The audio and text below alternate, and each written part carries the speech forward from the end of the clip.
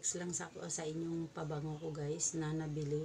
Ito yung Ellipse guys. 105 ml siya guys. French Vanilla.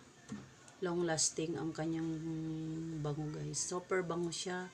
Talagang napakabango. Ay guarantee talaga guys. Sobrang bango talaga niya. Matagal matanggal sa damit ang pag nag-perfume kayo. Matagal matanggal sa damit siya guys. Sobrang bango niya guys. Matagal ko na itong ginagamit guys. Since dalaga pa ako. Nakita ko tong bagong ano ng Ellipse. Yun. Ito na yung naging pabango ko. Nakalagay dito guys, Ellipse Serenity Collection, French Vanilla, Long Lasting, at saka 105 ml. Yan siya guys. Alam mo bang sobrang bango nito guys, at saka long lasting to siya guys. Sobrang bango.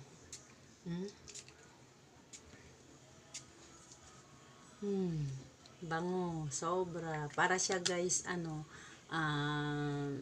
mo yung, syempre, parang mga, ano talaga siya, mga pinaghalong mga bulaklak na basta sobrang bango. Yung, pagka, try nyo talaga to guys, ang Ellipse to. Marami namang nakakakilala sa Ellipse na pabango guys. Talagang mabango talaga sila guys.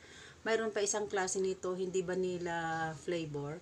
Ito French vanilla kasi. Mayroon pa nito ibang klase. So, lagay ko yung link dito sa aking yellow basket guys. Sobrang bango nito guys, promise talaga guys.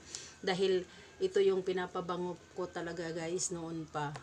Hanggang ngayon, kahit ako mayroon ibang mga pabango na binibili ko sa TikTok, pero mayroon pa rin ako nito guys. At saka yung So In Love. Ito yung mga pabango ko, Ellipse, So In Love.